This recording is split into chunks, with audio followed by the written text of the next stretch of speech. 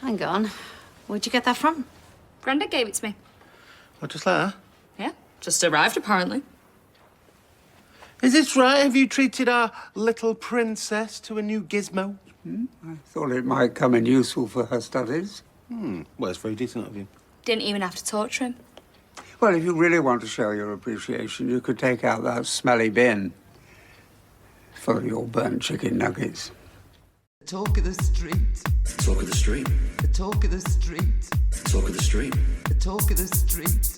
Talk of the street. The talk of the street. Talk of the street.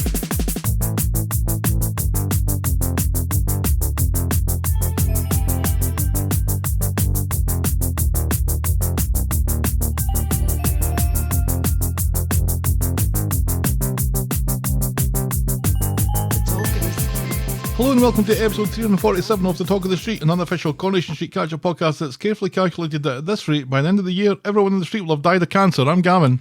And I'm wondering if Weatherfield was built on an old nuclear power plant or ancient Druid burial site. Oh, nicely called back to George from last week. It's all George's fault. It's like we pay attention or something. Something. Who knows?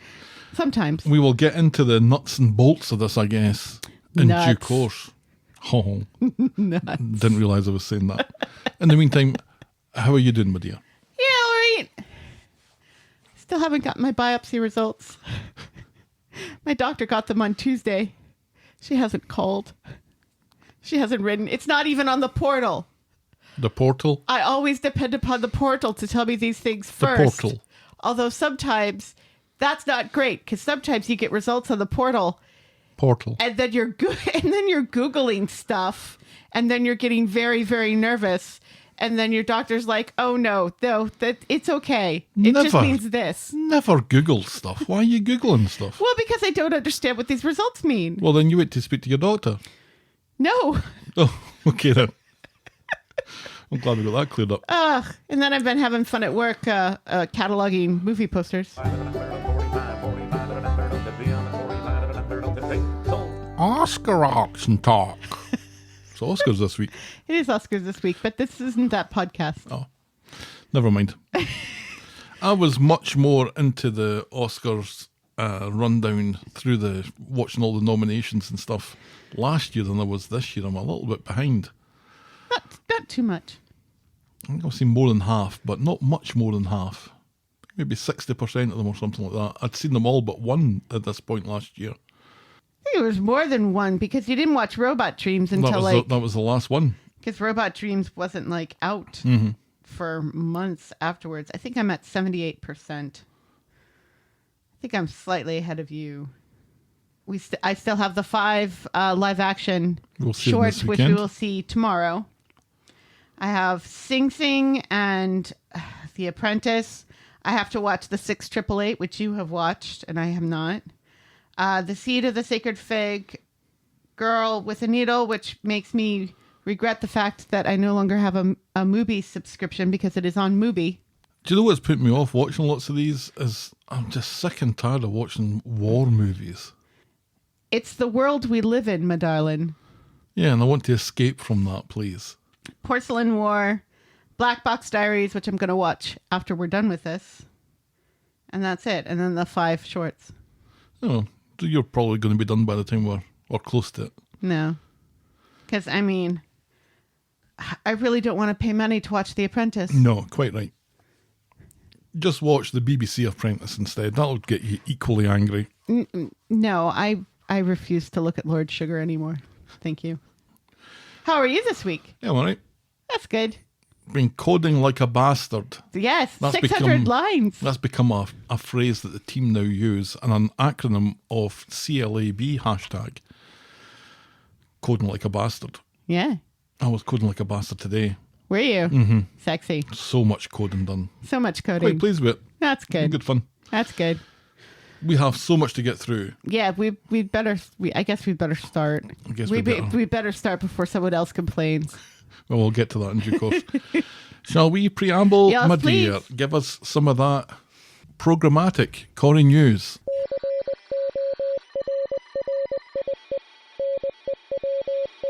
That's feeling banged up now, and Hollyoaks fans will recognize his fellow inmate, Brody, as J.J. Osborne, played by actor Ryan Mulvey. Apparently, J.J. Osborne on Hollyoaks was a bit of a wrong'un. So A bad one.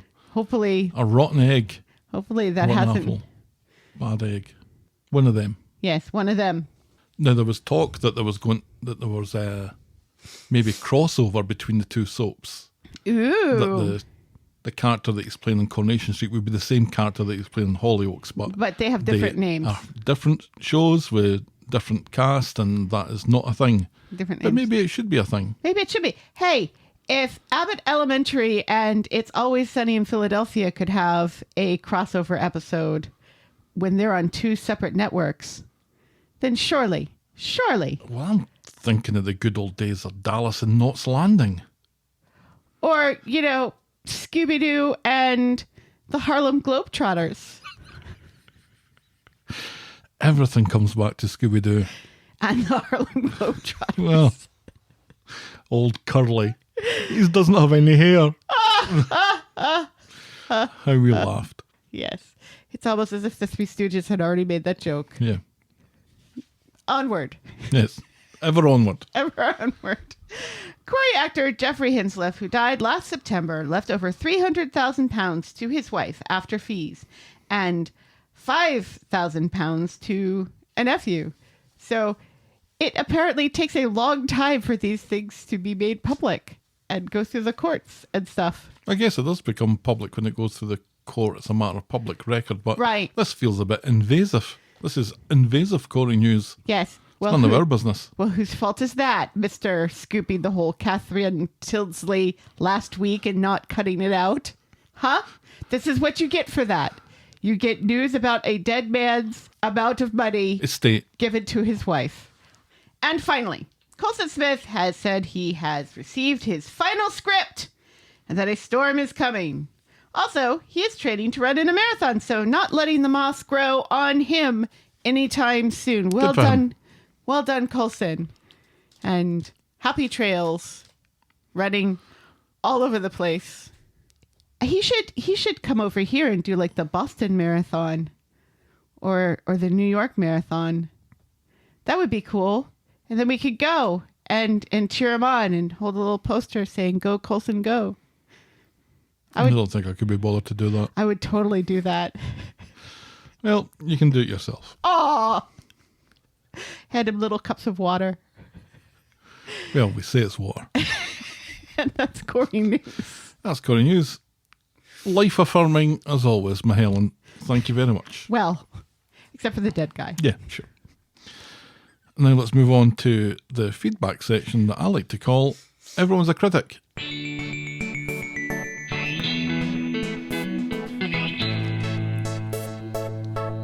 I haven't eaten enough today. I'm feeling a little jittery. I had my dinner, but that was the only thing that I've had to eat today, I noticed.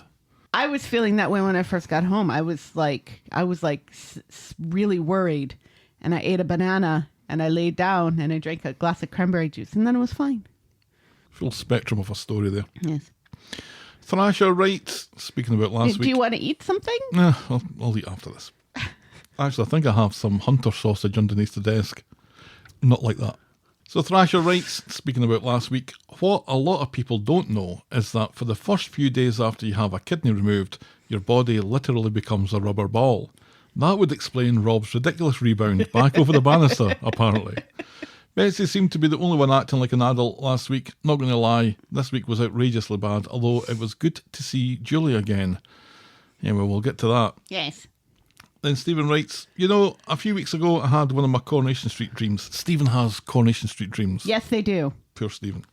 And in it, Harvey was demanding money as usual, and all the characters pulled their cash together and said, here you go now, fuck off. Then he raised the amount, they got it again, and then he raised it again, not because he wanted money, but because he wanted to keep being included in the show. And that just felt like a metaphor for the writers. Doesn't it indeed? Yes. They'll use any excuse to use him as a plot device for the foreseeable future, and they don't even have to pay him. No. Just the threat of Harvey and his goons. Right, yeah. You just have to pay lesser people. The occasional goon. Yes. Stephen also loves our cat. Excellent. Yes. Phoenix Bell writes, "Hi, sorry I've tried to listen again, but not enough Corrie talk, and for me the lady is too high-pitched." I'm the lady. And you're high-pitched. I'm the lady. She almost burst my eardrums. But it's good that you support the programme, so that's nice. I guess. Do we support the program? Some weeks more than others. Some weeks much less than others. Not enough Corrie talk. I hold our feet to the fire here and try and get our preamble done in 7 or 8 minutes. Right. Which feels kind of standard for podcasts. People Yeah. just talk about themselves for a little bit and then they jump into what they're there to Right. talk about. Yeah. Isn't that how it works? I thought that's how it works. That's how life works. That's how life works, Phoenix That is Bell. how life works. But thank you for your comment anyway. And your name is very cool. Yes. Rob writes, "There's been a case in the UK of a female prisoner guard being filmed having sex with prisoners last year. It was in the papers quite a bit. So that's probably where they got the idea for Rob and Mandy." She's a fine girl, although that's Brandy. Indeed. Yes, indeed. That's just such a creepy idea. Yeah. Yeah. I still prefer to think of the lady prison guard who helped those 2 men escape in New York. Yes. Who I almost ran into alone on I-95. No, it wasn't I-95. No, it wasn't I-95. What is it? What is it that goes through upstate New York? Huh? Anyway. The Nan writes, "They need to carry on with another story, getting bored. And that's all. We're not sure what story Anne's talking about. But All of them. But it could apply to a few. Yes. Let's be honest. Yes. Julie's the only really new thing. Yeah. Which is nice. Yeah. Then Sharon writes, "Hi, Jenny and Johnny. Aw. Who eats chili con carne with a rice?" Lots and lots of Mexicans. Hope you're both okay and glad you enjoyed your chocolate." We really did enjoy the chocolate. We did really enjoy the chocolate. Hope Helen's all okay now. Well, Yeah. It's not Kit's kid, or is it? Daisy's back with Daniel and Bethany who? Where's the cabin gone? Violet couldn't be asked to come from that there London for Dylan's court case. Yeah, I've sort of thought about that myself. We've got another cancer storyline. Is there any types that they haven't covered? It's like Casualty meets the bill nowadays. Poor Kevin got tea instead of sex. He will have to watch our deep fake porn tapes instead. I'll give it a year. It's all over and off our screens. Your podcast is far more interesting. All the best characters have left or are leaving. Love, Sharon. British, not racist. yes. Thank you very much, Sharon. There was another storyline where I was like, it's really weird that this person isn't here. I can't remember what it was. Well, Violet in particular, because of the song and dance she made about Right. leaving Dylan there because of the knife crime Right. and because of his involvement in it. She Right. wanted to take him away from all that to that there London where Where there is no knife crime. apparently. So you'd have thought that she'd have been there to give Sean what for. But Right. Yeah. No, there was somebody else. Was there a member of Ken's family who wasn't there? No, I don't think so. Anyway, it'll come to me later. Fiona writes, "Helen is quite right. The drugs Cassie is using are indeed what I give to my dog to avoid breakouts of his yeasty skin." It was Evelyn. I was like, why is Evelyn not back, at least briefly, to yell at Cassie for all of this? I thought that as well. But you're interrupting Fiona's I'm sorry, Fee. correspondence Continue. where she's agreeing with you. I know. She's my favorite person now. They can also be used as human antihistamines. Has Ken been noticeably less yeasty? Not scratching behind his ears as much? Is his fur growing back? All these questions and more demand an answer, Fiona. Then Noel writes, "I have an idea. Let's bring back a beloved character so that we can watch her die a slow, horrible death. I feel like the street is tipping me towards being a full-on sociopath. With a few notable exceptions, I have no sympathy or empathy for its characters and their problems. So bring it on and ruin all their lives in the most awful and ridiculous ways." Yes. Yeah, it's been feeling more and more like a chore rather than a pleasure recently. Well, This week was a little bit better, but not much, I don't think. no. And then Chiggy writes, "This week my focus of anger is on 2 characters, specifically Jenny and Cassie. Jenny is wrong for manipulating Daisy into staying with Daniel purely because she wants to keep her status as landlady of the pub. And I thought it was a nice touch for the writers to strip Jenny off the title. The pure manipulation that Jenny decided to use is stupid and isn't representative of the caring stepmother Daisy always said that she was. That's very true. Yes. In terms of Cassie, I'm glad that she finally got her comeuppance in that. William Roach was able to give a powerhouse performance in terms of tearing her down and calling all of her chaos out. And I loved the beautiful heartbreaking ending of Cassie being forced into a cop car by Tracy. The moments that really fell flat for me were Sean's defence of Dylan in the courtroom. Any of those scenes mean absolutely nothing to me because he just doesn't know how to conduct himself as an adult, and it shows. My big question for you both is, what do you think of Julie's return, and is the show getting too grim in terms of killing its beloved characters? Helen, what do you think? The world is grim enough. It really is. Give me a light-hearted booze cruise on a big bus with like clapping hand games and drunk Evelyn. Bring back that. Bring back Billy playing piano in the street. I think we're fairly cheap in our desires, aren't we? We are. It would be so much cheaper to just give us character-driven stories about these people and their lives. Mm-hmm. I think everybody would like it better. It would be cheaper. And you wouldn't have me yelling about bouncy ball, serial killers, and floating guns. Indeed. Yeah, I agree. There are a few moments this week where it was really testing my patience, but I guess we will get to that. Yes. Thank you to Cheeky, to Noel, to Fiona, to Sharon, Anne, Rob, Phoenix Bell, Stephen, and Thrasher for their comments this week. We very much appreciate it. Feedback's always welcome. Send us your thoughts. I'll probably read them out. Get us at thetalkofthestreet@gmail.com, or our DMs are open at Corrie Podcast. Oh, we love it when people write actual letters to us. Send us your proper mail to the Talk of the Street, PO Box 12, Eaton Rapids, Michigan 48827. Please note that we reserve the right to edit feedback, but only in the interests of brevity or if I don't understand the joke you're making. And now we'll podcast for coffee.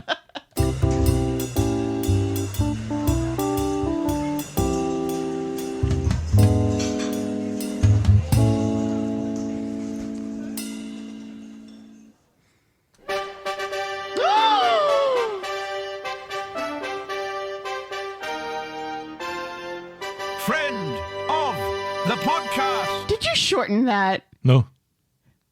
It seemed shorter. Familiarity, I think. Welcome aboard to Canadian Jennifer. What? We're bringing the Canadians back? One by one. One by one. We apologize for our country. Oh, that goes without saying. Yeah. Welcome aboard to Canadian Jennifer. She's our new friend of the podcast. I didn't see any comment from Canadian Jennifer. If you did make it, I'm sorry, I didn't see it. But you are nonetheless most welcome. Yes. As our new friend of the podcast. We love Canada. Please let us in. Sooner rather than later. Please. And thanks to Michelle for our coffees this week. Oh, thank you, Michelle. Michelle writes, definitely worth more than the time it takes to listen to your podcast. Oh, that's that so lovely? nice. And a paper check. Actual money through the mail? I like old school Michelle. She's very cool. Very, very cool. Yeah. I took a photograph of it with my phone. Yeah. Just to make So it less old school. But, Right. but the heart was in it. Right. You took a photograph of the back as well, right? Yes. Okay, good. And I signed it. Okay, good. And wrote for mobile deposit only. There you go. I'm well learning. done. I'm well learning. done. Thank you very much to Michelle and to Canadian Jennifer. The Talk of the Street is and will always be free on your podcast provider and on the YouTubes, but if you think our show is worth anything more than the time it takes to listen to it, and if you want to show your appreciation, you can buy us next week's coffee by going to ko-fi.com, that's ko-fi.com/the Talk of the Street. You can also sign up to be a friend of the podcast through the same link where, for as little as $2 a month, you can get a mention in the closing credits of each and every episode. And if Ko-Fi isn't your bag, travel over to the Patreon site where you can also show some love. Sign up to be a friend of the podcast there at patreon.com/the Talk of the Street. But remember, you can always support the podcast for free and get us in front of new listeners by liking, subscribing, rating and reviewing wherever you get your podcasts. And I think we finished February with a bit of a high in terms of downloads, mostly in the UK, which is a little unusual. Yes. But anyway. We love you guys too. All right, shall we dive in, my dear? Yes, please. The first storyline this week is Who the Daddy? Not the mama. No. Oh, what was that? That was that dinosaur Dinosaurs. program, wasn't it? What was Yes. it called? Dinosaurs. Is that what it was called? Yes. Oh, well, that's easy to remember. It was like the Flintstones, but with dinosaurs. Yes. Or the Simpsons. And the finale of the series was very, very, very dark. Oh, I don't think I saw it. As they watched the asteroid come towards them. I think we're tripping onto what Phoenix Bell found unbearable. On Monday, in the Rovers, Jenny gently prods Daisy about whether Daniel has been in touch, and it turns out that he has, and Jenny is sure that this means the two of them will be back together in no time. But Daisy has plans to move to Paris to be an au pair. She's been in contact with a couple who want her to come over tomorrow to start au pairing while she's pregnant. They're desperate for her in particular to become their au pair. Oh, I tell you, all this headhunting that's going on in Weatherfield. Jenny thinks this is a terrible idea and reckons that Daisy and Daniel were made for each other. Meanwhile, at Daniel's, Adam is reading a magazine article that Bethany wrote about how much of a shitbag Daniel is. Daniel couldn't care and is ready to crack open the fizzy wine in the morning to celebrate the fact that, according to Jenny, he's Daisy's baby daddy, and Daisy is the one that he loves this week. Adam advises him to call Canny until he hears it from Daisy, so he heads over to Daisy, interrupts her shift at the Rovers and takes her in the back room. Not like that. To tell her that he knows the baby is his, thanks to Jenny and her big fucking mouth. He is cock-a-hoop. She's less so. Yes. She's fucking furious. She is. He promises that it's always been her, and he can't wait to be a proper family. Daisy's caught up in the moment, and the two of them winch for a bit, which is partly how he ended up in this bother in the first place. She tries to tell him about leaving for Paris and other things, but Daniel isn't great at listening and promises that they can be together on a clean slate.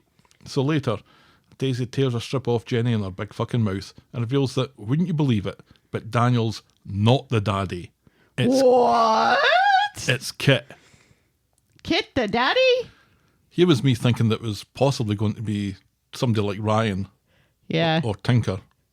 Or anybody.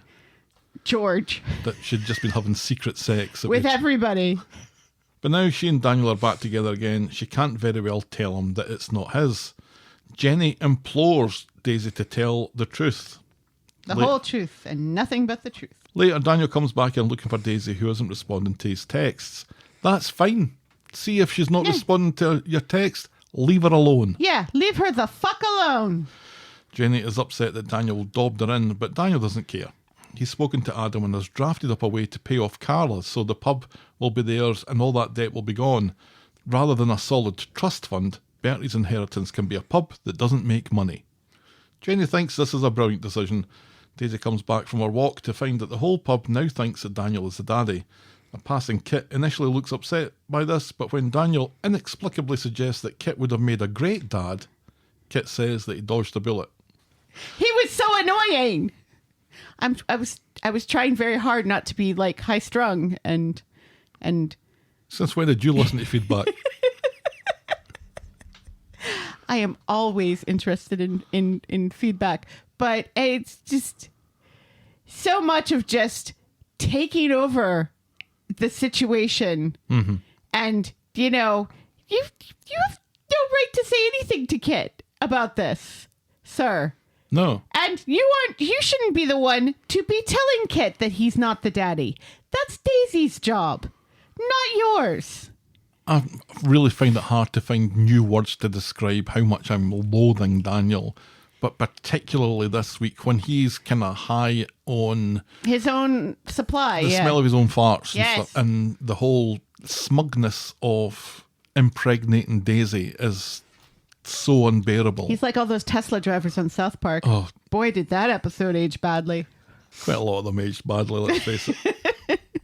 Through the back again, as Daisy's about to come clean to Daniel, Jenny explains how he's offered to pay off Carla for them.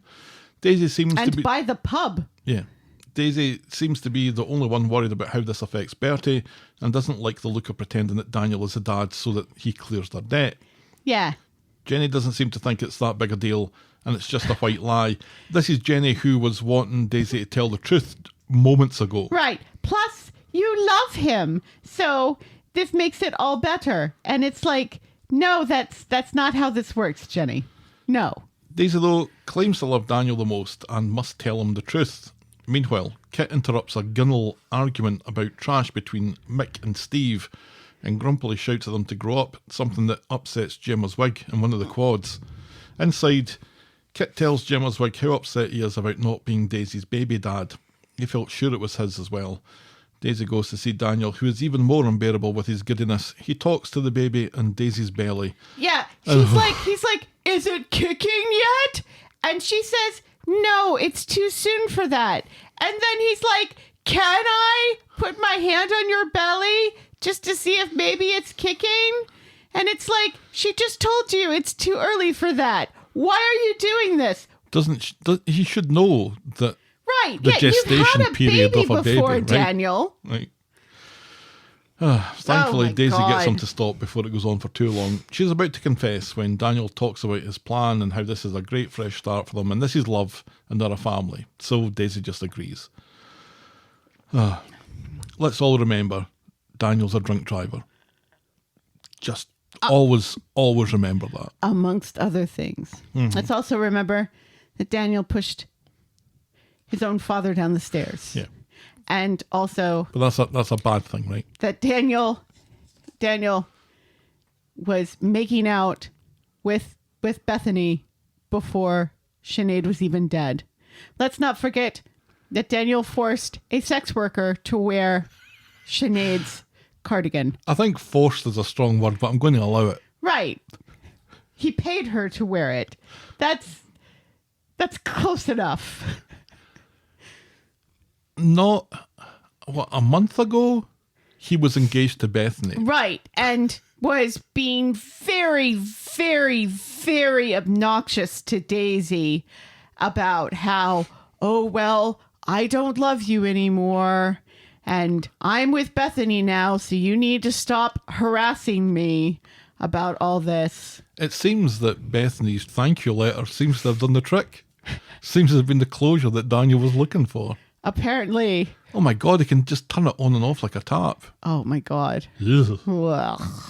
On Wednesday, Daniel drops Bertie off with Ken, which allows Daniel to be dreadfully baby-fevered and pretends that Bertie is his pride and joy and his number one concern. And he's worried about... Liar! He's worried about Bertie's reaction to learning that he's about to have a brother or a sister. Is doing a lot of heavy lifting. How old is Bertie again?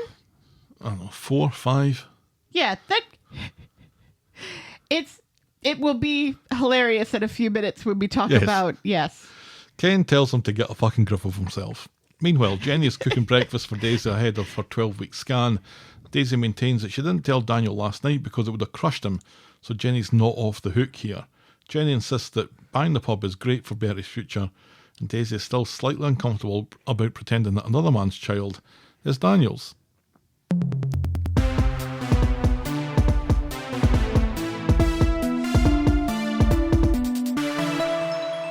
I mean, let's be honest. He's not going to find out until that kid hits puberty. Yeah, and the kid's like 7 feet tall. tall. Yeah. Mhm. Kids and jokes are always 7 feet tall and 28 years old. At the 12-week scan, Daniel decides that this is the time to announce that the bank have agreed to release the funds so he can pay off Carla after all. Daisy says, in that case, they need to get Jenny off the deeds and get Daniel on. Jenny is not going to like Which this makes sense. one fucking bit. No, it does. It absolutely does absolutely makes sense. Because this is Bertie's future. Yep. The scan is going well until Daniel decides to start talking to the baby again. Oh my God, fuck off. Shut the fuck up. He's like talking to the screen. Not even to the baby. He's talking to the screen. It was bad enough when he was doing it in front of Daisy, but there's a third party there that has to listen to this shit. There's this other woman there. And sure, I'm sure she hears the worst shit from both parents while doing these things. But, you know, this whole like preachy, hello there, little baby sort of thing is just so, it's creepy. It's creepy. He's like taking ownership of something that is still inside Daisy. And 12 weeks is still a very cautious. Are you telling people at 12 weeks? You shouldn't be. So he's getting very emotionally attached to this blur. Kind of on the verge. And There the is a idea. heartbeat. Mm-hmm. But So, this is still part of Daisy, Daniel. Step back. Unless you want to gestate this preemie. so he introduces himself as the dad. Daisy's had enough and rushes out. She's got the jelly from the ultrasound falling off her still because she rushes out in such a That stuff such does a rush. not fall off you. I hate to burst your bubble. Well, let's just let the joke stand. It's still warm on her belly as she rushes out. Daniel apologises. Oh, I hate to tell you, it's cold. It's not. Daniel apologises for her behaviour. He catches up with her outside on the benches and she tells him it's an awful lot to take in. He decides to say how much he loves her and the baby, and he can't even remember Bethany's name or what she looked like naked. Back at the pub, Daisy tells Jenny that she's not going to tell Daniel the truth, but he needs to replace her on the deeds to the Rovers. She still works there, but she won't be the landlady. Suck my motherfucking balls, says Jenny. There's no way in hell that she's going to agree to this pish. Yeah, which is ridiculous. She's like, after all the hard work that I've put into this place with stolen money. Yeah. Come on. She didn't even want to do that whole thing in the first place. Yeah. This wouldn't be her pub if Carla had decided to go at the cops or anything. In Right. fact, she'd probably be in prison. Yeah. Getting her name off the deeds probably gives her a little bit of distance from all that nastiness. Right. Yes, exactly. But she's landlady Jenny. Right. She wants her name above that door forever. Yeah. Although I can't imagine Daniel's name above that door. See, that would be the crossover event, wouldn't it? If J.J. Osborne is related to Daniel Osborne, and it's like long lost cousins or something. That would be Who's interesting. J.J. Osborne again? He's the guy from Hollyoaks who's Oh, played yes, by yes, the yes, actor yes. who's playing Brody in jail, who's just befriended Dylan, Yes. which we haven't talked about yet. Yep. On Thursday, Jenny is still in the mood, thinking her protocols during COVID should keep her at the helm of the Rovers. And Daisy says, well, if it comes back, we'll remember that. But otherwise, no chance. And she says she either goes along with this plan or gets some money to pay back Carla on her own. Daisy goes to explain the plan to Carla, who doesn't really care where the cash is coming from and is minimally pleased that she'll be getting paid back anyway. Back at Daniel's, where Daisy seems to be living already, Daniel wants to tell Bertie. Daisy isn't sure, so Daniel tells Bertie. And Bertie could not give a fucking shit. Yeah, and what is up with Bertie? It's like they've replaced him with a mannequin or something. He's just sitting there, and then it's like, yay. Yeah, maybe he's too feisty on set, who knows. But yeah, either way, it's after all the build-up of Daniel saying how excited Bertie's going to be about this, and Bertie was not excited. He's like, sure, why not? I don't understand anything. I've just become self-aware enough to recognize that when I look at myself in the mirror, that's me and not another child. I don't know anything. My real mum and dad just told me to sit on this couch and shut up. And say yay. But again, Daniel is so obnoxious in this scene because Daisy's like, maybe we should wait before telling him just in case something happens. Mm-hmm. You know, we don't want to get his hopes up. And that's a legitimate concern. Yeah. You know? And Well, he doesn't want to hear it from anyone else. Who else is talking to Bertie? Right. Who's going to tell him? Cassie? He just wants to tell him. That's it. 100%. It's all about Daniel. And Yep. it has nothing to do with Daisy or that baby or Bertie. I'm just really, really proud of myself that I'm remembering that his name is Bertie and not Bernie this week. So, meanwhile, in the Rovers, Jenny tries to make her case to Carla, but again, Carla doesn't listen to a word of it, cuts Jenny off and says, look, I don't care about any of this beyond getting my fucking money back, so just give me my orange juice and shut up. And that's as far as we get with that this week. Does she not have orange juice at home? It's like, if you just wanted a quiet drink with yourself, why not just get orange juice in your refrigerator and just drink it on the couch quietly where there's nobody to annoy you? There's part of me that kind of hates how much Carla has just gone back to regular living despite last week having a kidney transplant Right. and also catching an infection while she was sitting in a dirty Right, office yeah, building. she should not be out of that hospital yet. No, of course not. The nice part of that, or the fun part of that, I guess, was in the scene with Daisy, she's cleaning her cupboards. Yeah, And Daisy's like, should you be doing that? You've just had major surgery. right, yeah, So the show's kind of pointing at it. Yeah. So must recognise it. yeah. But still. But is just doubling down. It's like, nope, Carla is back to normal now. But, you know, in a little while, we're going to be in another storyline talking about a man who just had a testicle cut off that gets mad at his wife for not having sex with him. So, you know. What a fucking numpty. Oh, I don't think you've ever said numpty before. I have. Have you? Yes. It didn't sound like it was Not- familiar on your lips. Not in the... I think this is the first time I've used numpty in the podcast. I think so. Yes. I think the historians of the Talk of the Street will mark the date and time that you first said numpty. February 28th, 2025. The day when Americans were not supposed to buy anything. Helen says numpty for the first time. On air. Did you buy anything today? Well, I bought dinner. But I bought bought my it. groceries. But I bought, yes. But we both bought those locally from local businesses. Yes. So it's okay. Okay, good. Yeah. I'm not sure what I'm doing that in support of, but Right. whatever. Support of not supporting billionaires. There's part of me that feels sorry for Daisy. She's almost kind of fallen into this thanks to Jenny's persistence in getting involved in something that she really shouldn't be getting involved in. Yes. But she's had the opportunity to come clean so many times and has chosen not to. And then it feels like she's gone along with the whole lie really for a fiscal reason as much as a love reason. And I just don't get the lure that Daniel has over all women. All women. Not all women. It is all women. There are women on that street that would not fuck Daniel. Audrey would not fuck Daniel. Wow, can we raise the bar a little? Sarah would not fuck Daniel. In fact, Sarah seems to enjoy fucking Daniel in another context. Well, there we go. Yeah, I don't know where my sympathies are supposed to lie here. Yeah. I don't know who I'm supposed to be rooting for because everyone involved in this, I feel... apart from Kit, is so shitty. I do feel bad for Daisy because she's been kind of thrown into this, not of her own free will, because she did not tell Jenny to tell Daniel that he was the daddy. She did not tell Jenny that Daniel was the daddy. No. And she keeps sort of trying to tell Daniel, but he keeps being deplorable and interrupting her. Either way, people are going to blame her for this.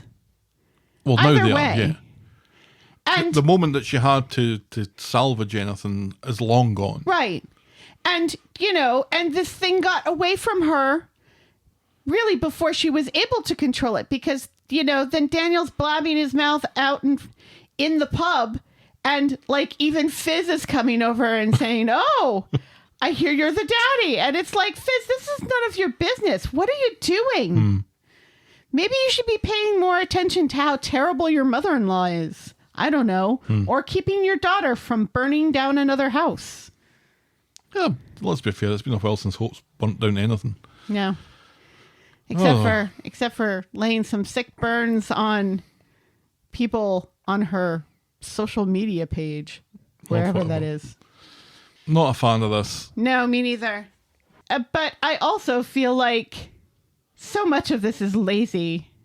Like an au pair in Paris? Yeah. Really? First and last mention of that.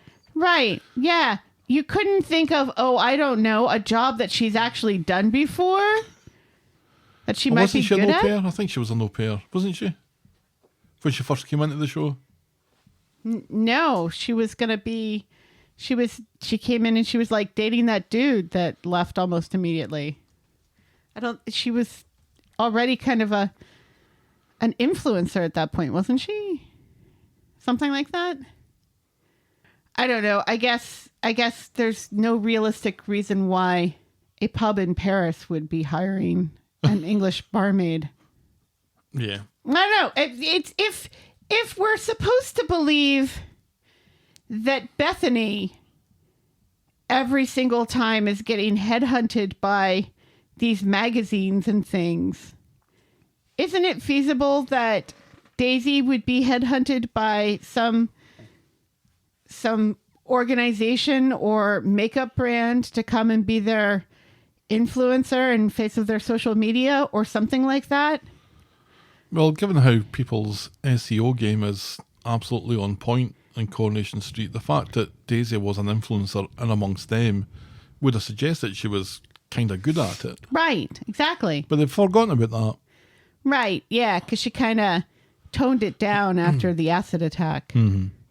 But still, an au pair in Paris. Really? That's almost as bad as when I was a nanny in Miami. Oh, the jokes. So many. So many. We must move on Yes, please. to our next storyline, which is Fuck You, Coronation Street. Gav, tell us how you really feel. On Monday at the Rape Hotel, filthy stopout Todd bumps into Julie, who's heading out to that meeting she keeps talking about. He looks adorable with his hair tousled. I'm just going to say it right now. He didn't get a lot of sleep. He does look cute with his hair all messed up. Do you know, any excuse to get more Todd. Yeah. Julie rushes off for her Uber, but wouldn't you believe it? She's left her pink bag behind. Uh-oh. Todd grabs it and runs after her, but he doesn't catch her, so he ends up in Nina's Rolls and tells Billy what happened after Billy bailed from the afternoon tea dance last week. Todd gets a text that Julie will come to get the bag from earlier, and then later Todd is dancing in the living room. When Julie comes in through the back door, she remembered that the keys kept underneath the mat. That was cute. She's about to leave when George comes in, and she acts all weird, so that Todd ends up finding a big bag of meds in her bag.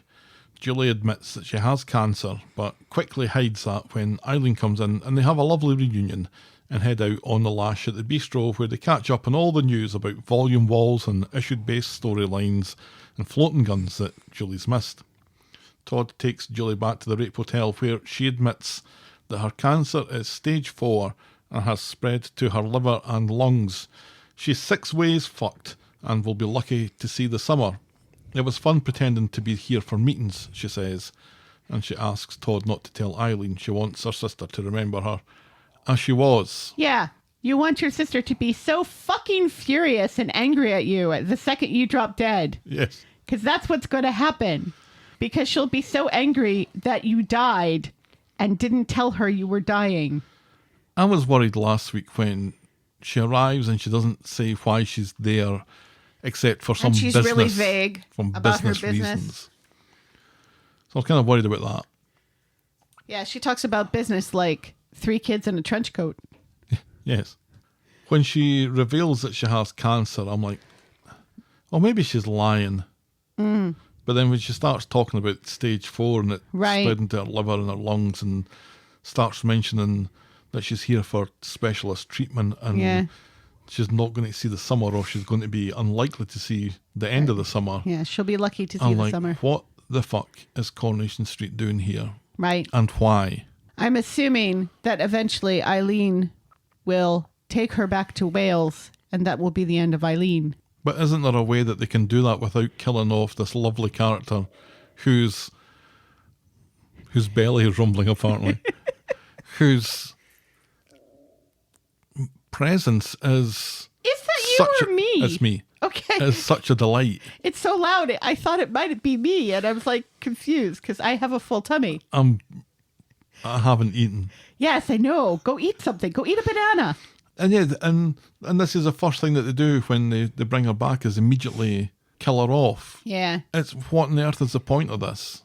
I don't know. It's the outrage that I've seen, not just the treatment of Julie Carp, but this is part of an ongoing issue that a lot of people have with the show, is that everything is medical based. Yeah. We're in that hospital more often than we're in the Rovers, it seems. We're certainly in the hospital more often than we're in the cabin these days. When was the last time we were in the cabin? When was the last time we were in the cabin? And this is just systematic of the issues that a lot of people see existing in the show. Yeah, I mean, the show has already been... I mean, people have already been mad at the show for everything that happens to the Websters. Mm-hmm. And everything that will happen to the Websters. People are very, very angry about that. And so to add fuel to the fire in this way, the show is not doing itself any favors. No, and this is... I guess we're approaching the end, or maybe we're completely out of the honeymoon period that Kate Brooks has as the new producer. But if this is a hint of what's to come, if what we've sat through for the first couple of months of 2025 is anything to go by, then this is going to be a long, hard tenure that she's going to have on the show, because there's been moments of brilliance, and there's been moments that have been, maybe we'll just wait and see what direction we're going to be going in, and given benefit of the doubt where it's due. But this honestly seems like it's such a fuck you to the viewers, and a fuck you to what everyone that I know wants to see from the show. Right, exactly. It's like they have not been listening to anybody about anything. And we were very nervous after that interview where she was talking about all the stunts and stuff that are coming and slashing the cast. And non-linear storytelling. These are all just things that just gets my back up. Look, this is a soap opera. It's not Lost that we're making here. No. It's not The Sopranos. And it doesn't have to be. No, and that's why we love it. Right, exactly. The people go to a show like Coronation Street to relax and to relax their brains a little and to find some comfort. And really, there's been nothing the show has given me in 2025 that has been all that comforting. Abi and Roy last week, that was comforting. That's about it. Oh, last week was one of the worst weeks I think we've ever watched. Right, yeah. It was that one tiny pinpoint of light was Abi and Roy in that one tiny moment in a week of shit. Yeah, it was really bad. And this week has been better, but not hugely better. And those moments where it feels like everything's firing on all cylinders, it feels like it's few and far between. We've had good weeks this year. We've had a good week at least. Everyone thinks that they're an expert. It's like being a football manager. Everyone knows how to be a football manager better than people who are actual football managers. Everybody knows how to make a TV show better than people that make TV shows. So I get that they don't listen to fans all the time, but there's... They should a little bit. But there are parts of what is being said here that is so true, and I think there's an understanding of the show's DNA that is better on the behalf of the viewer than it is on behalf of some of the people that are making it. Yeah. Or some of the people that are making decisions on what way storylines are going. Right. And this is just tip of the iceberg. Yeah. Is that a thing? The tip of the iceberg, yes. So that is a thing.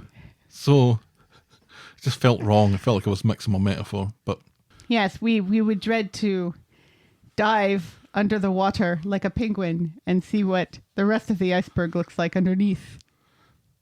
Nobody's been looking after it. On Wednesday, Julie's back at Eileen's, having decided to stay in town for a bit, but hasn't changed her mind, and under no circumstances are Todd or George to tell Eileen about her cancer. They all head off to the pub and catch up with Brian and Mary. Brian is thrilled to see Julie, Mary less so. Julie tries to buy everyone a drink, but her card is declined, so Eileen is the one who pays. Julie blames the hotel, which sets Brian off to complain about how unenvironmentally friendly hotels are. Only Julie is slightly interested, and Mary tries to claim that she's eco-friendly too. Privately, Julie explains that it's the alternative therapies that she's having that are bleeding her dry, but she's going to cancel them this week and get out of the hotel tomorrow. Back home, as Julie prepares to leave, George decides to suggest that she moves in with Eileen, and Eileen thinks this is a great idea, and no one suggests that George uses his big fuck-off house, which may or may not be Glenda's now. A teary Julie agrees to stay. And that's as far as we get with that this week. Yes. Which is nice. Except for the cancer part. Lovely apart from the cancer part. Right, yeah. It's nice to have Julie back. It's nice that she's staying. She's such a great character. Yeah, and it's nice to see Eileen happy. And the show needs characters like Julie Carp in it, where you have two lovely characters who should get on because they're kind of the same in Julie and Mary. And they don't like each other. Well, Mary doesn't like Julie because of the whole Brian thing. Right, yeah, because she But that's feels, funny. But it is funny. It is funny because Julie does not care. No. She is so delightful in not caring. Like, she does not even... She's like so delighted to see Brian, but has no interest in Brian, you know, above and beyond, oh, it's so nice to see you again. Wasn't that lovely? It's nice to have a character like that who sees someone that they were previously romantically involved with and not want to kill them.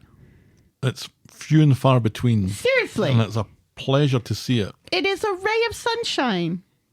And it would be kind of nice to see Mary and Julie sitting at the bar and comparing notes on Sir Brian. Oh my God. Also, it is just actually really, really nice that the show is very briefly acknowledging that Brian and Mary are an item.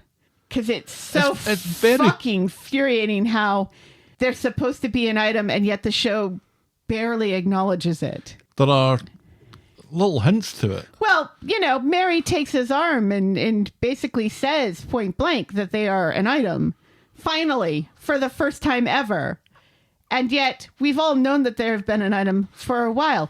It's like how refreshing last week it was for the show to acknowledge that George and Eileen have sex. Thank you for acknowledging that this older couple has sex. Thank you for acknowledging that. This is a soap opera. All of these people are having sex with one another. All the time. Not just the younger ones. I like Julie being back. I like that she's part of Eileen's leaving story. I just wish it wasn't being done like this. I think I might have even said last week that I hope that Julie hangs about after Eileen leaves, maybe as a replacement in the house for that character, but clearly that's not going to happen. Oh well. Oh well. Our next storyline is Brother, Can You Spare a Kidney? On Monday, just a few scenes on Monday for this one, Helen. Yes. On Monday, Carla's home after her major surgery, her kidnapping and her deathly infection. Ryan has already kicked out Bobby and made sure all his shit was gone. But later when Bobby comes in to welcome Carla home and return his key and answer the phone, Ryan gives her a look and Carla agrees to let Bobby keep his job, but she wants nothing more to do with him.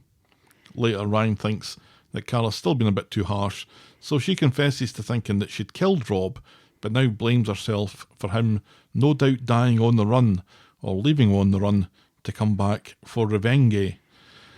Oh, says Ryan. And that's as far as we get with that. Yeah.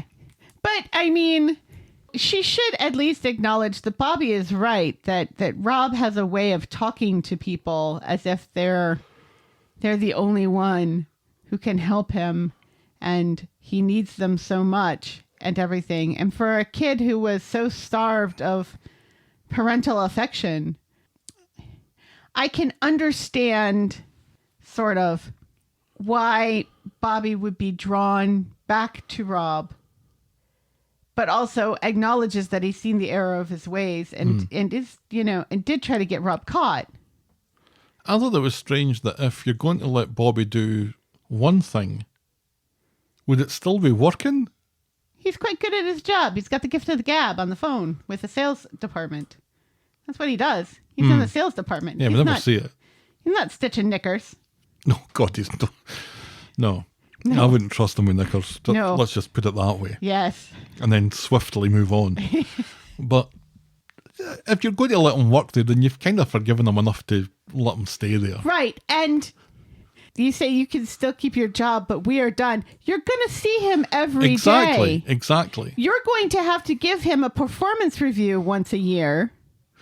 You're going to have to deal with like payroll and stuff eventually.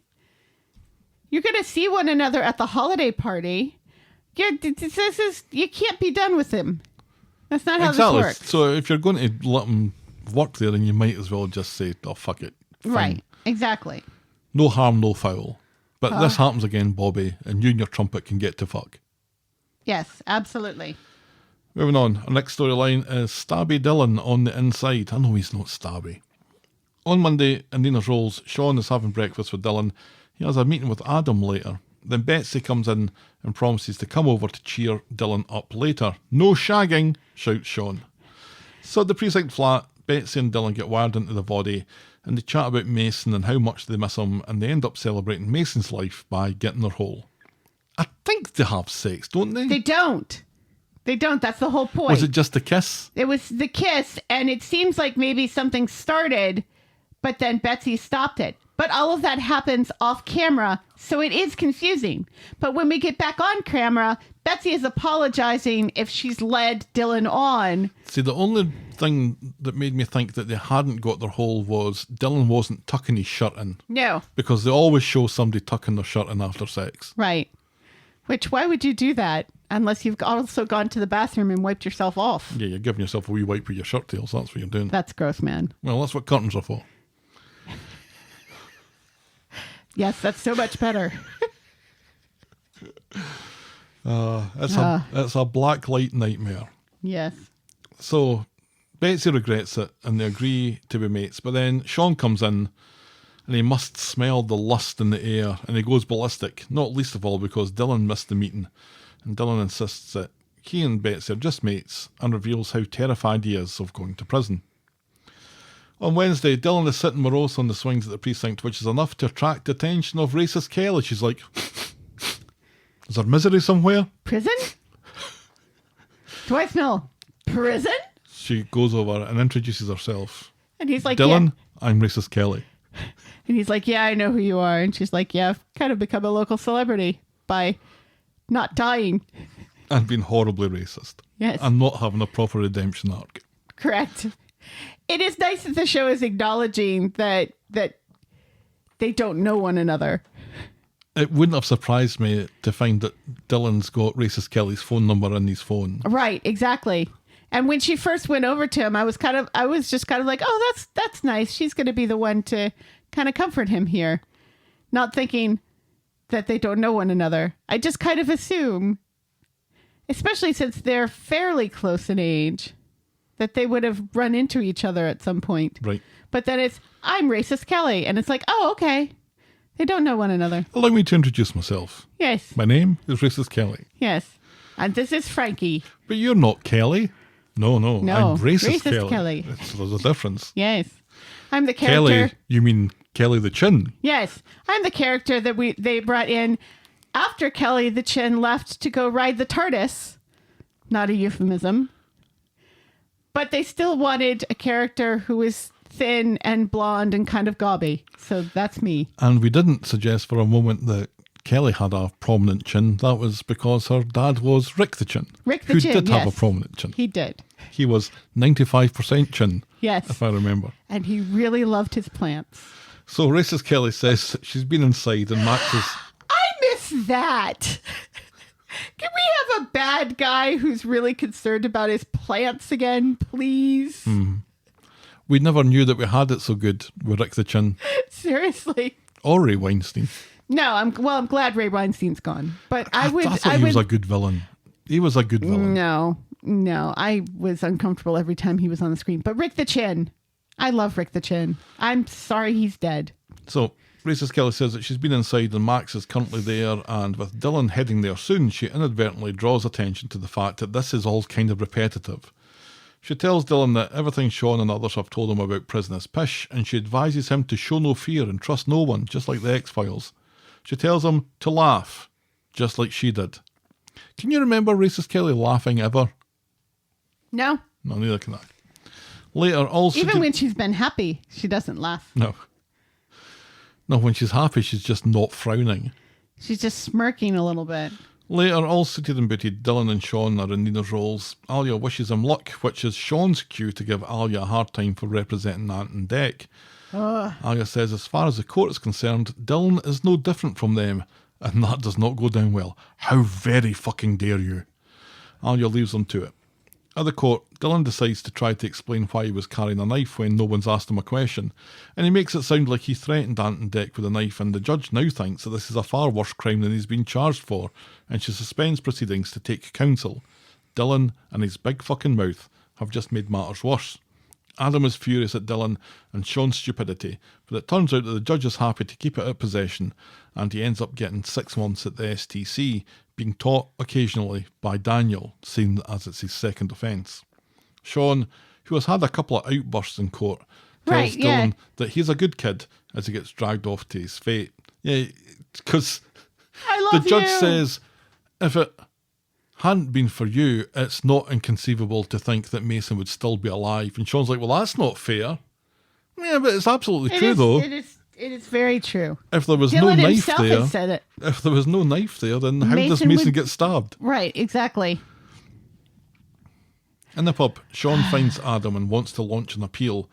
Adam thinks that they got away with it today, so they should just shut the fuck up and let the sentence stand. Seriously. Meanwhile, at the STC, the regulars smell fresh meat. Mwahahaha.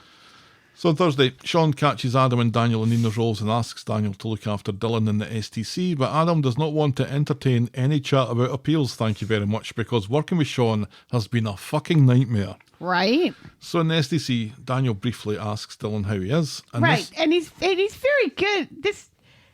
I have to You're about to give him credit, aren't you? I have to give Daniel credit here, because he's like, Dylan, isn't it? Like, he doesn't know him. Right. So it's just like him talking to like the newbie, just as a matter of course, and not, dobbing him in it. It doesn't fool anybody though. And no, of course not. Because this attracts the attention of a young Paul Mescal who wants to know how he knows a teacher, and he calls Dylan posh. He tells Dylan He looks nothing like Paul Mescal. not to suck up to Mr. Ozzy. Later, Wait. Dylan is getting on the wrong side of a couple of ruffians, but the young Paul Mescal to the rescue and sees the ruffians off. He tells Dylan to lighten up, and later Dylan calls Sean, tells him how awful the STC is, even though he seems to be getting on okay with people. And Sean tells him to keep his nose clean, do his time, and he'll be out before he knows it. You're a good kid. And that's as far as we get with that storyline this week. I'm once again reminded of the fact that in previous years and generations gone by on Coronation Street, when people got sent to prison, you didn't see them. No. You didn't see them in prison. Nope. Because They're in prison prison. life is kind of boring. There's no real need to see it. Well, unless there's like a raid because somebody lost the first season of How I Met Your Mother. Well, it fell out onto the top of that cage. No, that was the second season. That's why it's the second season that fell out, because they're all angry that the first season is no longer there. Or maybe it was watching it that made them riot. Fucking despicable show. You watched the whole thing. Twice. I've watched the whole thing twice. I haven't even watched it the whole way through. It's once. awful. Why would you watch it twice? Why would you give that much time to something that you hate? I was going to do a podcast called Why I Hate How I Met Your Mother. And I was going to break down episode by episode everything that I hated about that episode. But it was winding me up too much. I still think that would be a good podcast. I'm glad you didn't do it. Just go throw it on YouTube, just me pointing out how horrible all these people are. Right. I think people know by now. Right. It was some time ago. It was some time ago. They've all moved on. Why can't I, Helen? I don't know. Why can't I? But no, we've got to sit and get more prison drama now. These are scenes that we could be having with Brian in the cabin, or Rita in the cabin, or more scenes in the Rovers. But we're not in the police station and this week. But we're in the hospital a lot, and we're in the prison a lot. And the thing is that it's always the same story about going in and being nervous and people befriending you, but probably having an ulterior motive. Mm-hmm. And I hate how Sean keeps going on and on and on about how Dylan's not going to survive in prison. And, you know, and he's too sweet and innocent and soft and everything. And it's like, Sean, you're talking about yourself. You're projecting here. Dylan will be fine.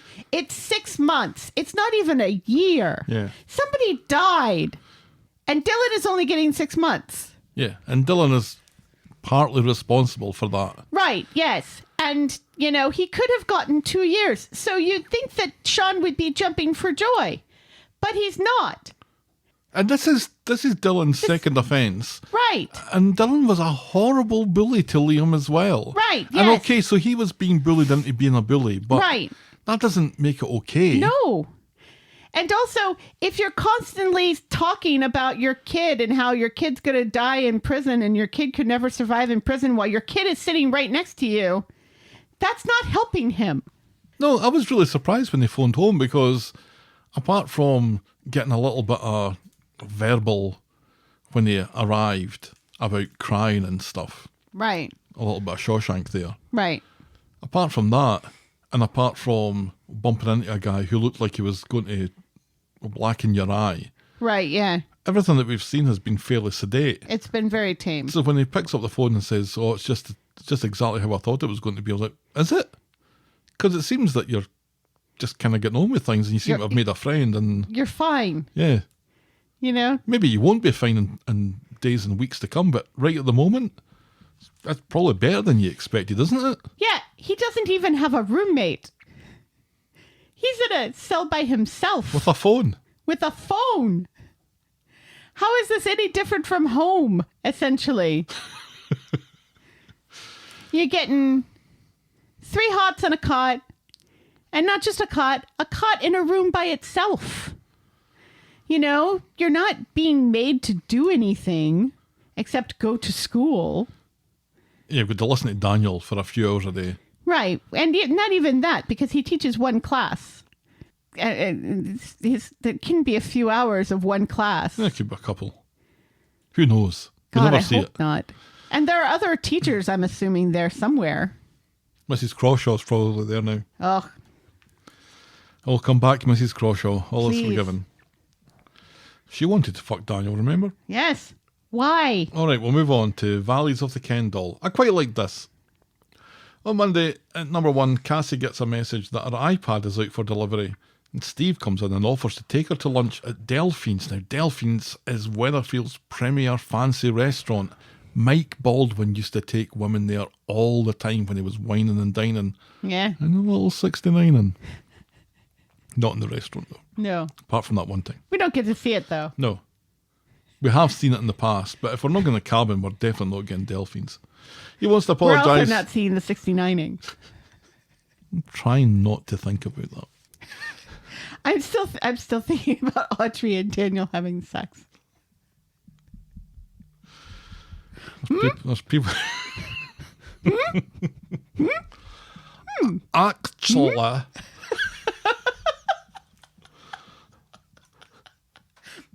Steve wants to apologise for doubting her intentions and stuff. And then he'd quite like to get his whole please. Cassie goes to see Fizz to brag about Delphines and to ask her to pick up some of that special extra drowsy liquid antihistamine that she likes A wink. when she's out. This isn't suspicious in the slightest. A wink. Back at number 1, when Ken is looking and sounding fine, Cassie goes off to make a cup of special tea and nabs his credit card.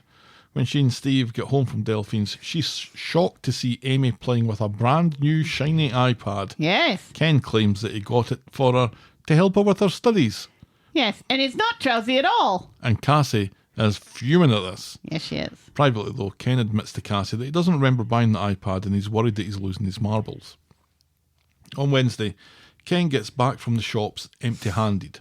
He was supposed to be getting a comic for Bertie because he was looking after Bertie, And some chocolate. but his card was declined. He's going to look at his online account, which Cassie obviously doesn't want him to do, and she tries to get him to go back to the shop, but he wants to see it with his own eyes, and so he sends her to go and get the fucking comic. Yes. He pretends to be tired now and doesn't want to talk about it, but as soon as she leaves, Ken snaps alert. "You fucking cow," his eyes seem to say. Yes.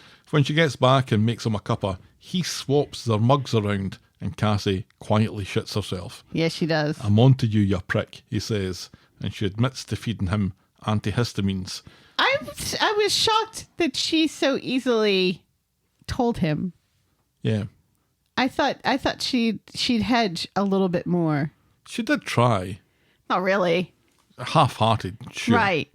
I mean, she does more trying after the fact to try to excuse herself and explain herself, but not apologize. She knows that she's been rumbled, I think. Yeah. He says they started putting two and two together when the parcels started showing up and he was constantly tired. He wonders if she was trying to kill him or just wait until all his money ran out. She insists that she loved working for him, but she got greedy. He said that he knew for sure when he saw her face when he gave the iPad to Amy. She asks him not to tell Steve, but he throws her out. But in his rage, he clutches his chest as she goes, and he proceeds to have a heart attack. Cassie rushes to the bistro where she's late for dinner with Steve, but meanwhile, Tracy and Amy go to number 1, find Ken, and call him an ambulance. Ken, you're an ambulance. You're an ambulance. At the bistro, Cassie seems to be about to break it off with Steve when Amy hurries in and drags Steve away because Grandad's ill. Cassie goes with and insists that Ken was fine when she left.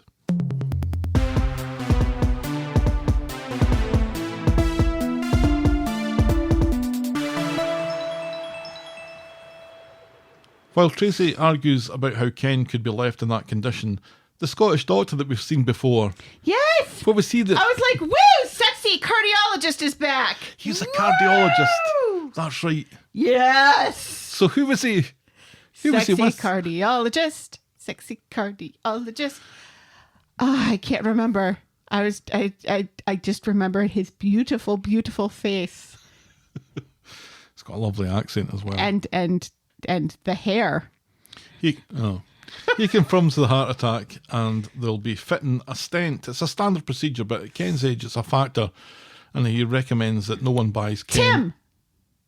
It was Tim. He was Tim's cardiologist. Remember when Tim had a heart attack? Oh, yeah. Yeah. He recommends that no one buys Ken any green bananas or long books for the moment.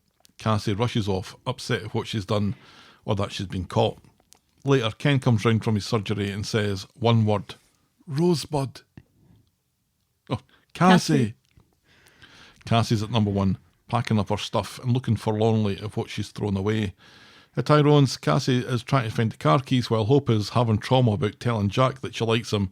And old Jack's... Didn't we already do the Hope and Jack thing and Jack said no thank you? I don't think so.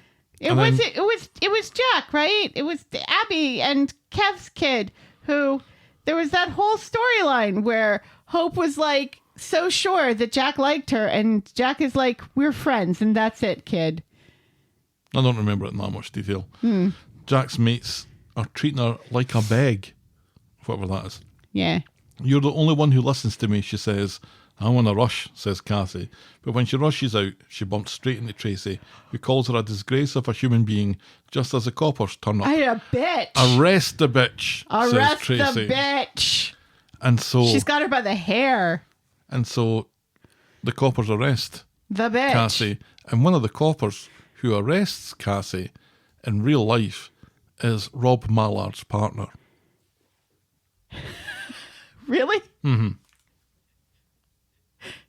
They just brought him in for the day? Isn't that nice? I think that's quite nice. Yeah. Yeah.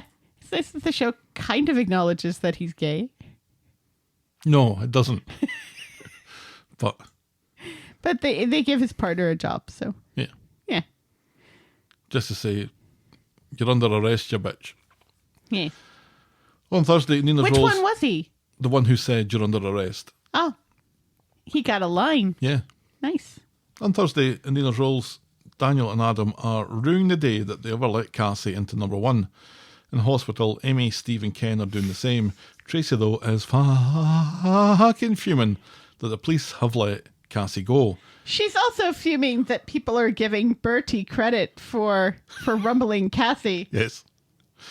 That's Steve's girlfriend for you, says Tracy. Back at Tyrone's, Cassie is explaining what happened to Tyrone and Fizz, and they're not hugely interested. And Fizz, in particular, tells Cassie to sling her fucking hook. The influence that she's having on the girls cannot be allowed to continue. They're traumatised. Back at the hospital, the family are going through all Hope the is stuff taking notes, let's be honest. that Cassie brought.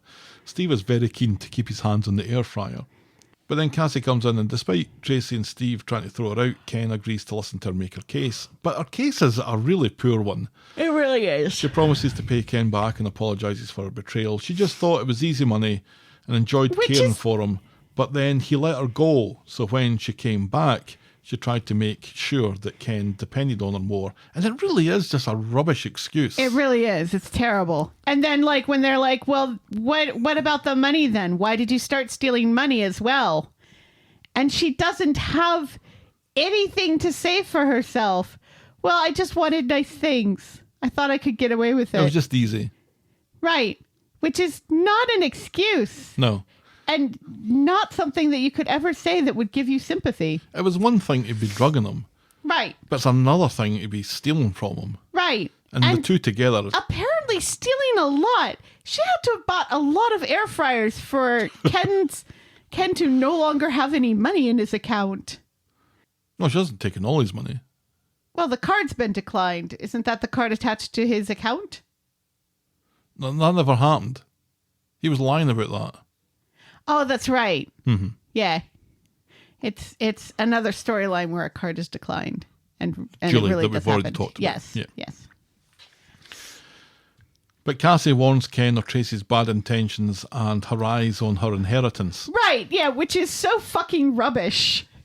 It's like Tracy is many things, but she loves her dad. Well, she left to start a new life in Spain. I don't think that's something that you do if you're hovering over like a vulture. Right, waiting for your dad to die. That's not what you do. That does it for Ken, and he asks Cassie to leave. And she gets short shrift at the Rovers too, less so when Steve and Amy come in. Cassie makes out that she really did care about Steve, and she's sorry about how it worked out. It wasn't all a lie, she says. Get out, says Adam. That was hilarious. Steve tells It her. was so funny when Adam says, "Get out!" Steve tells her to fuck all the way off. She's not welcome around here. So Cassie sits with her suitcase at the bus stop when Hope shows up with a drink for her. Hope doesn't think that Cassie lemonade. should go anywhere and she should just ride this out. And she goes home and gives Tyrone and Fizz a piece of her mind for treating family like this and showing no forgiveness. And by the looks of it, Tyrone and Fizz are already starting to crumble. And that's as far as we get with that this week. Well, yeah, of course they are, because they're Hope's parents. Yeah, and they basically let her do whatever she wants. They have no backbone at all. And they don't sit the child down and say, look, your Nana, Cassie, nearly killed a man. We're not letting her back in the house. It was weird to not have Evelyn there. Very much so.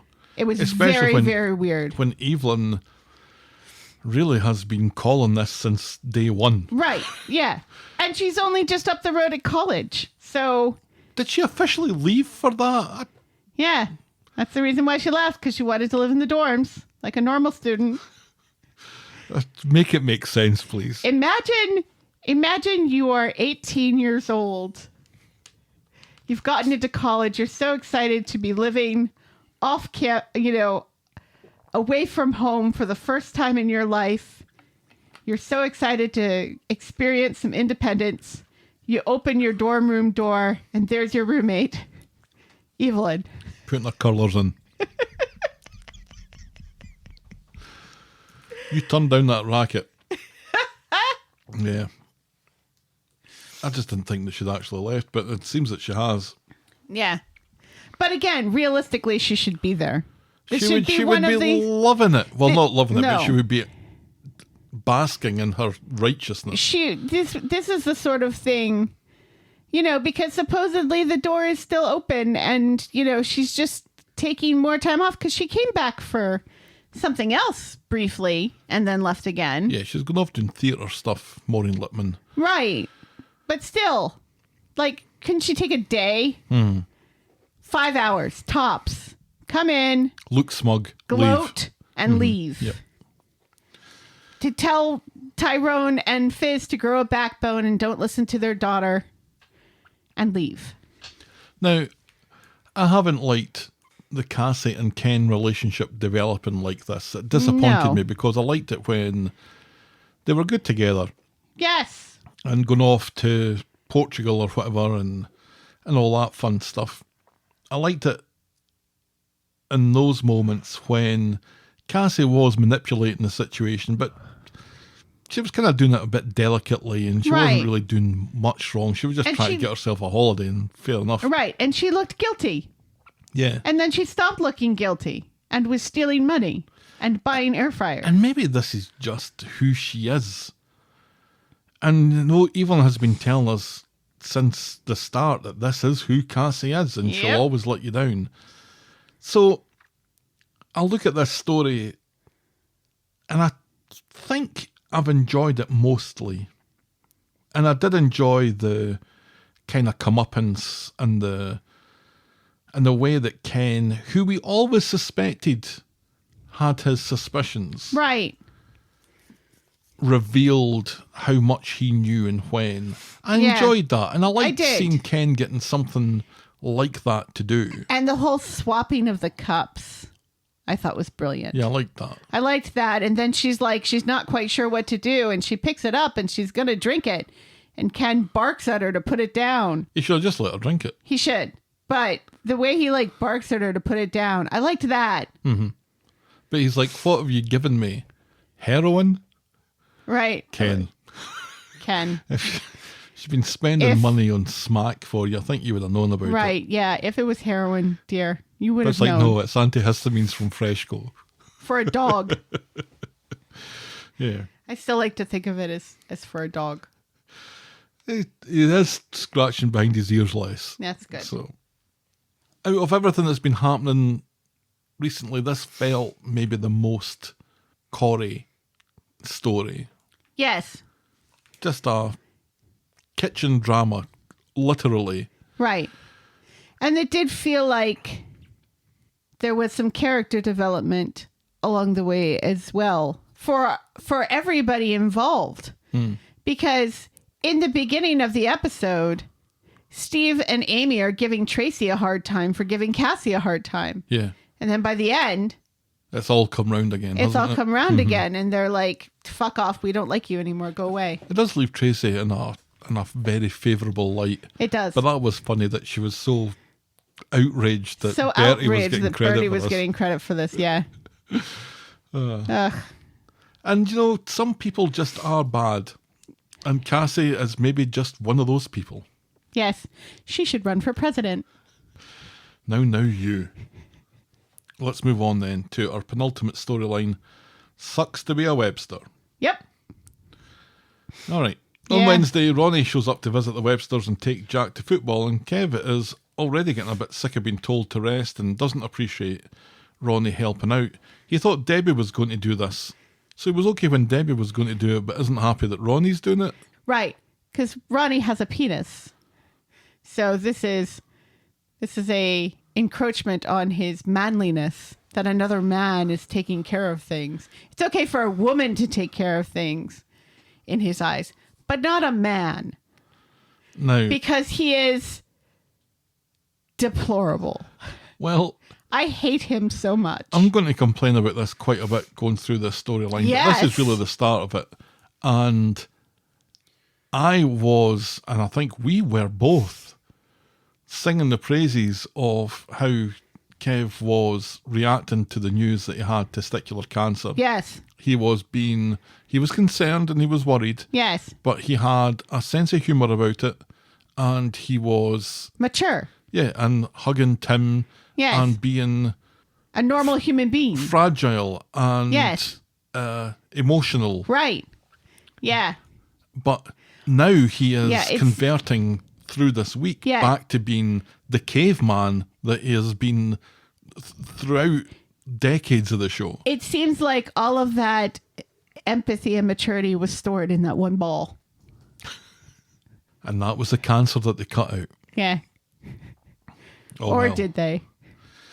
After a nap, he comes downstairs to find Ronnie and Abi chit-chatting after Ronnie has fixed the cupboard door, and this makes Kev even more grumpy. Yes, how dare another man fix my cupboard? And Kev's grumpiness reaches grumpier levels still when he suggests to Abi that they get their hole, but she doesn't think he's capable after the operation and suggests that he just has a cup of tea instead. You're going to split your stitches there. You've just had major surgery. You're not supposed to have sex. You're not supposed to be active. You're supposed to be resting. And you probably wouldn't be able to perform very well anyway. I thought this is going to take one hell of an effort to ignore the fact that you know that there's something missing down there. Right, yes. And it will be painful. One would have thought. Yeah. On Thursday, in Nina's Rolls, Kevin, Abi and Debbie and Ronnie are all chatting. Ronnie is doing most of the talking about his footballing days, while Kev just simmers. He's due his results today and is grumpy when Abi mentions that Tyrone is contacting her about garage business, and is further pissed off. Right. Why isn't he texting me? And is further pissed off when she mentions Channing Tatum, who he calls a joke. What's Channing Tatum done to you, Kev? Channing Tatum is one of our finest actors. Have you seen Deadpool and Wolverine? Or 21 Jump Street, Right. which I watched 3 times on a plane once. And I was so disappointed when it wasn't on the plane that was on a few weeks ago. There was no 21 Jump Street because I was going to watch it again. Right. Did they have 22 Jump Street? No, they had The sequel? They had no numbered movies. That's actually kind of surprising. And there was nothing with Channing Tatum in it. Oh, I don't know about that. No. What did you end up watching? Oh, I watched Juror number 2, which I quite that's enjoyed. right. Yes, Nicholas Hoult. And I watched John Wick, which was stupid. How And I dare watched you? something else. Yeah, juror number 2 has a number in it. Just doesn't start with it. Yeah, it begins with a J. Yeah. Oh, well. Anyway. Sorry. So sorry, Phoenix. We apologize. Now we're going to move on to some more Coronation Street, just for you. Well, I'm going to talk about Channing Tatum for another 5-10 minutes, and then we'll get back to it. Well, he was great in Don't Blink.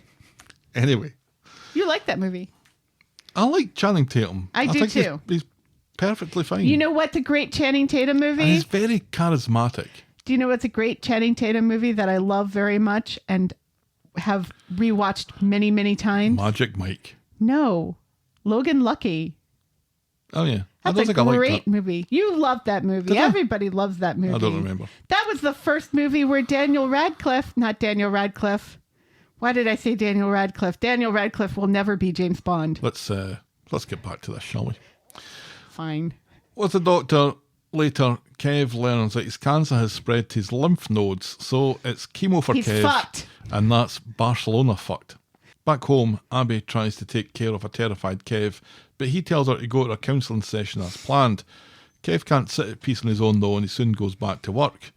Tim goes to see him, because word's already spread, like cancer, to Sally. Tim tries to be light-hearted and positive. Kev's really not in the mood for this, and goes fucking rage at Tim when he likens cancer to his impotence. Right. It's weird that Tim went with his impotence and not, I don't know, his heart attack. Right.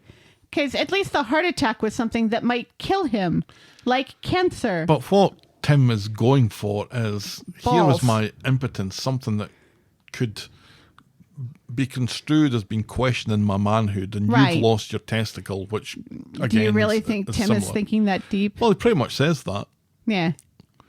So I guess he was. Right. But I think that's just the thing that made Kev really mad, because impotence won't kill you. Kev calls Tim a child in a man's body, and during all, which is at least partly true, right? Yes.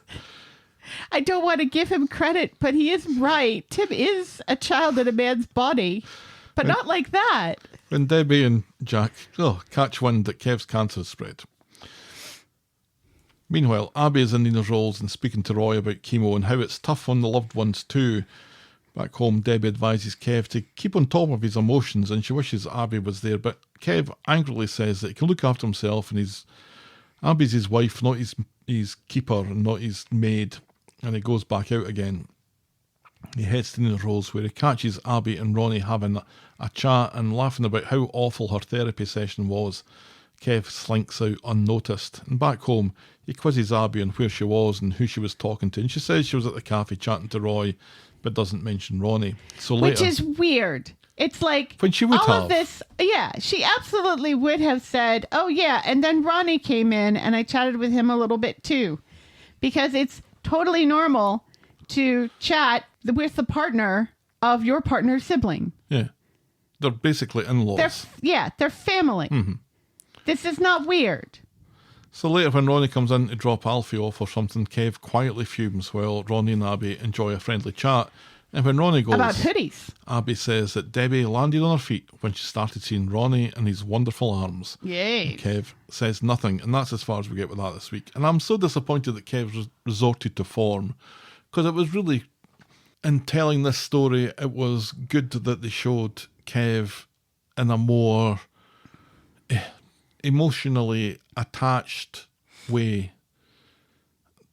But here he's just looking for reasons to be furious at everybody. And I guess that's maybe understandable to a certain extent. You're angry at the world, I guess.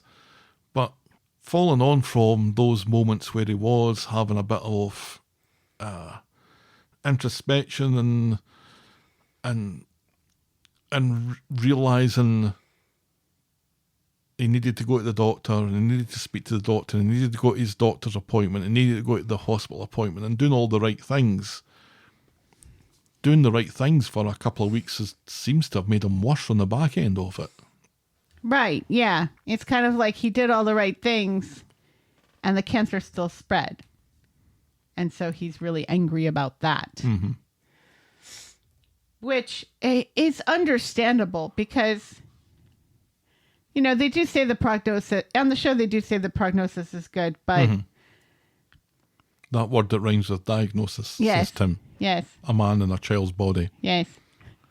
With a rhyming dictionary. Yes. But, I mean, cancer in your lymph nodes is not great. That's because your lymph nodes are attached to everything. So it's not a great thing when that happens. I don't know. It's just really frustrating because it seemed like they were telling a really good story here. And we were applauding them for that. A positive story. Right. A positive cancer story, which is weird to say, but it was true. And then they fucked it up. Yeah, they reach for the drama when... Right. When there's enough drama with being sick and not knowing if you're going to die or not. That's the drama here. Not, oh, I'm worried that my wife is going to shag my sister's partner. Because that's ridiculous. Arms or no arms, Ronnie is with Debbie. 100%. Abi could do so much better than Kev, but Ronnie is with Debbie. And I worry about this. I worry about how Kev's reaction to this, what effect that's going to have on Abi when she realises exactly what he's so angry about. Right.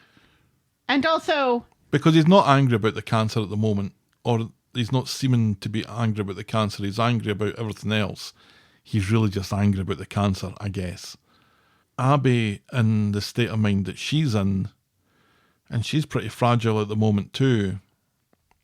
I don't know. It's a very precarious situation. It really is. And how this is, because not only is this going to affect Abi negatively, it's going to affect Debbie and Ronnie negatively as well. It's going to remove sympathy for Kev that he could be so stupid to think that this would even be a thing that would happen. So all around, it's like, this is not good. This is not what we want. It's nice to have a lot of Ronnie. Don't get me wrong. Love Ronnie. But this is not good. It's right that Abi and Ronnie would be friends. And they're making Ronnie even more charming and wonderful. I know. To show Kev up in an even worse light. I mean, and I'm loving the Ronnie that we're getting. It's a shame that it seems like the rest of Ronnie's family have just gone up in smoke somehow for the past month. Oh, Ed hasn't been in the show since December last year. Yeah. And let's not forget that we were supposed to have this huge storyline with Dee Dee being pregnant with a serial killer's baby. Yeah, she's now 29 months pregnant. Right. And we haven't seen her in over a month. And don't get me started on Michael. Our final storyline tonight is burning down the house. This is a really weird one because it was only a few scenes on Thursday, but I think we're still a little out of sync. I think this should have been a Wednesday episode. And it's still just weird to see them in Sarah's apartment. Yeah. So on Thursday, Without David... Sarah being there. This is another thing that's weird. They're living in Sarah's apartment. One would assume Sarah's still living there as well. Yes. And she's nowhere to be found. Oh, she's at work. All the time. She's the only one at work. All the time. Her and Sally. Anyway, on Thursday, David is leaving early in the morning, claiming that he's doing some home haircuts, but really he's doing driving jobs for Andy. Later, job completed, David gets paid. As baby driver David walks off, Andy gives the nod to a group of goons who follow David back into town, and they beat him up outside Victoria Court. Right, yeah. They wait all that time. They follow him until he is like on his home turf, Yep. and then they beat him up? Yep. He goes back to Sarah's covered in jam, and Shona doesn't believe his story. When he comes clean, Shona is fucking furious, thinking that he'll end up in prison with Max. The whole Scotland plan seems to be off the table now then, I guess. Shona reckons that Andy was the one who got David beaten up because who else knew that he had the money? Right. She berates him, saying, how can David protect the family when he can't even protect himself? Correct. And that is how we end this week's episodes. Ugh. This is the sort of scene that you get on a Wednesday that's setting up something big happening on the Friday. Right. So I presume Monday is going to be somewhat more interesting than this. Because all we're getting here is Andy's not one to be trusted. Right, which Andy we already hasn't knew. Which, rightfully so. Yeah. Because David, let's remember, abandoned him robbing a ATM out Right. in a supermarket in town. Right, yeah.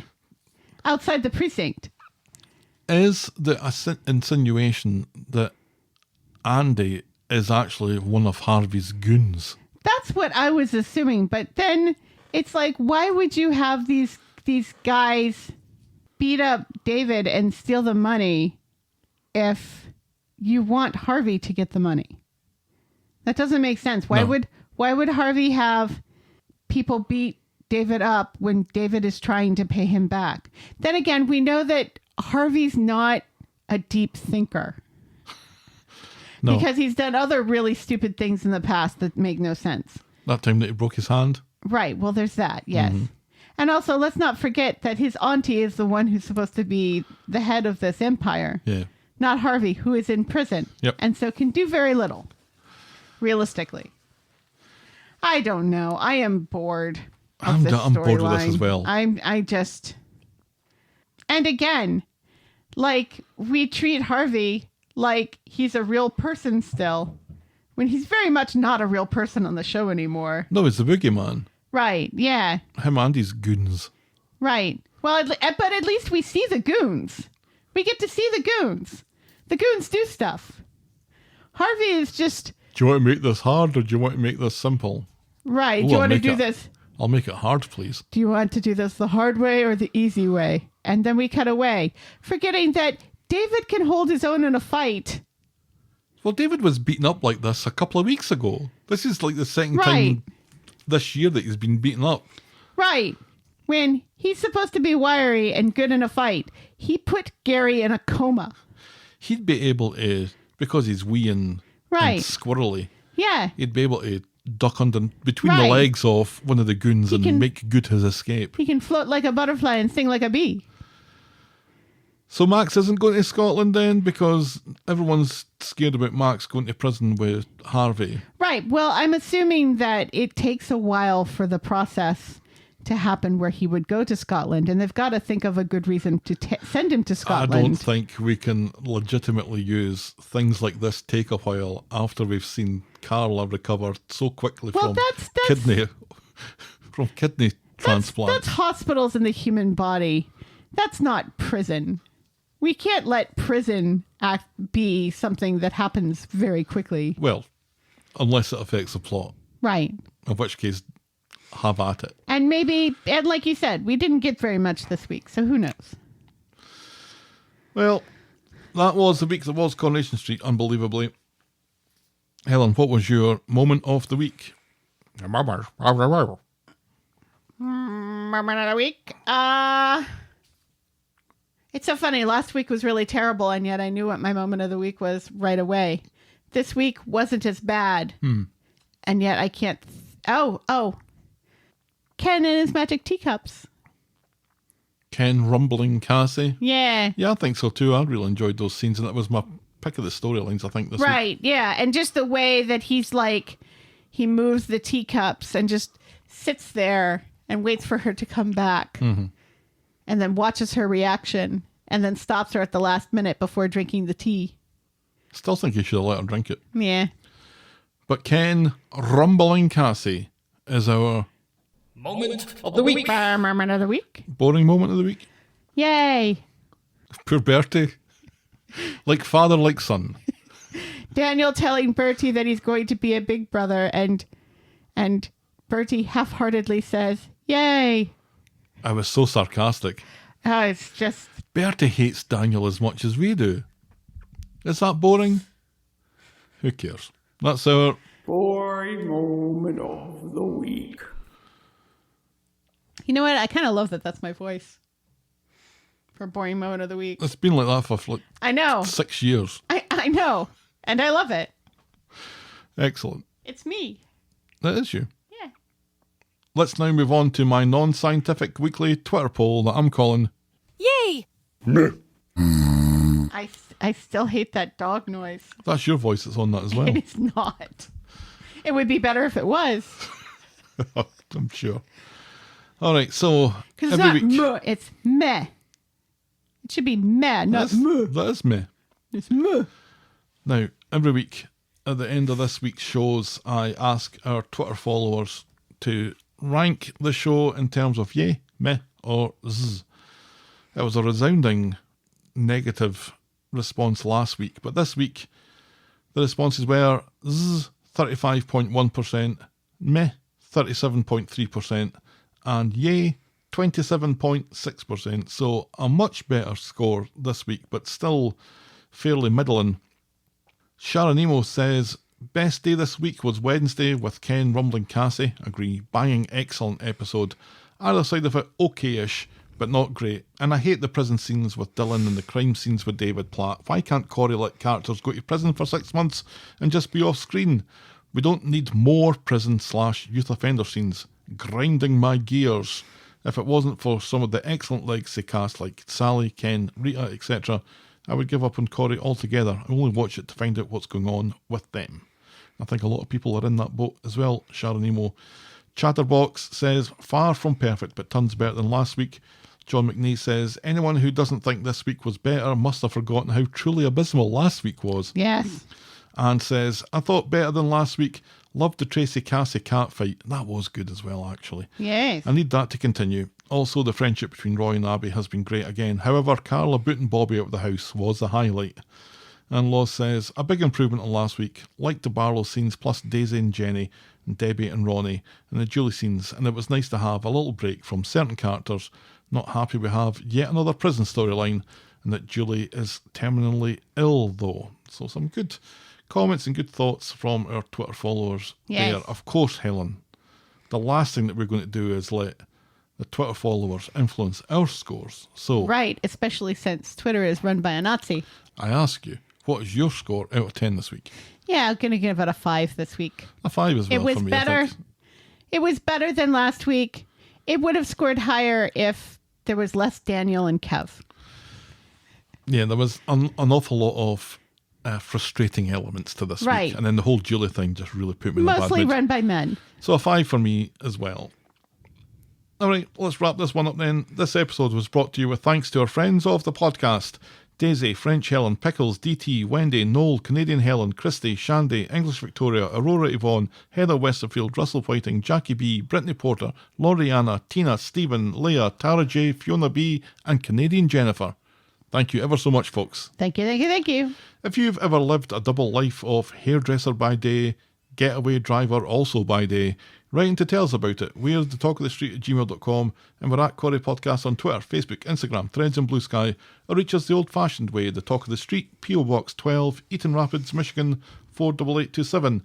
You can shout me and Helen a coffee or become a friend of the podcast by heading to ko-fi.com, that's ko-fi.com/the Talk of the Street, or patreon.com/the Talk of the Street. Check out voggle.co.uk for links to our merch store, YouTube channel and blog. And if you're so inclined, please leave a rating and a review on the iTunes or your podcast provider of choice. And be sure to check out our pop culture sister podcast, The List of Lists. She fucked that fish! Thanks for making it to the end of another episode, and we will be back next week with more Hot Talk of the Street. The Talk of the Street. Bye. Cheerio.